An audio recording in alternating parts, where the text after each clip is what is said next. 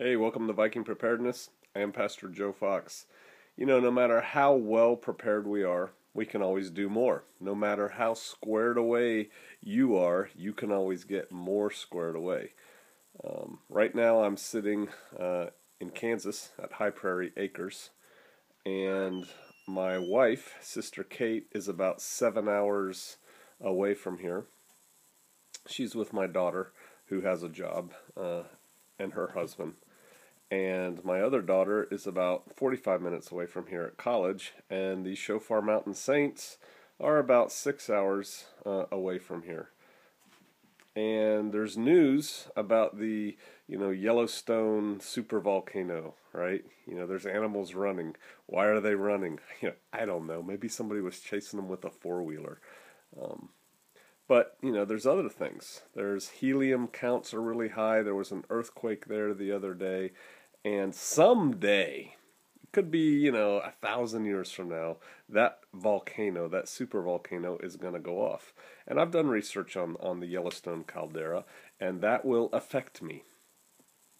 And so, Shofar Mountain right now, the saints of Shofar Mountain are kind of scattered, right? We're in a bunch of different locations. And Shofar Mountain has a plan, a volcano plan, believe it or not, which I'm not going to go into. But the bottom line is it starts at Shofar Mountain, right?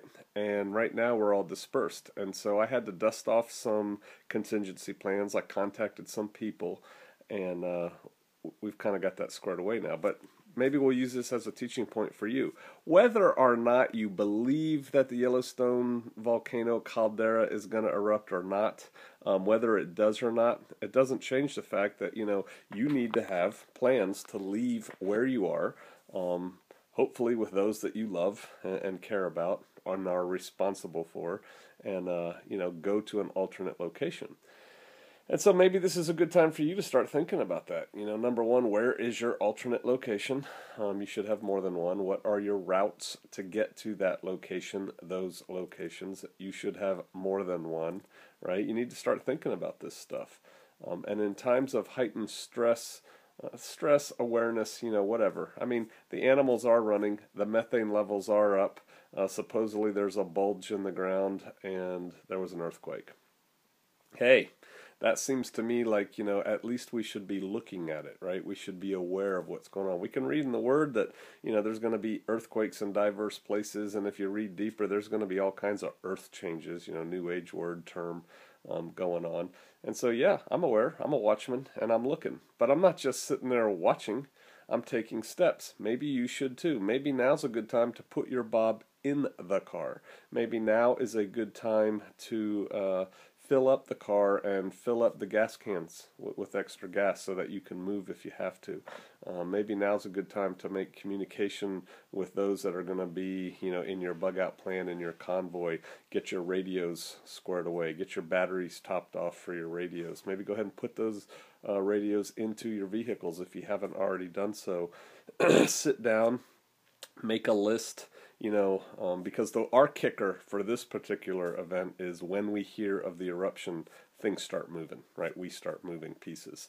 And so what are we going to do when we hear of that eruption? Boom, boom, boom, boom, boom. 1, 2, 3, 4, 5, 6, 7, 8. Maybe make some lists about what you need to do. The saints at Shofar Mountain have lists. They don't all live right there at Shofar Mountain. Some have to get there, so they have to have a list. I'm going to put these things in my vehicle, and we're going to move.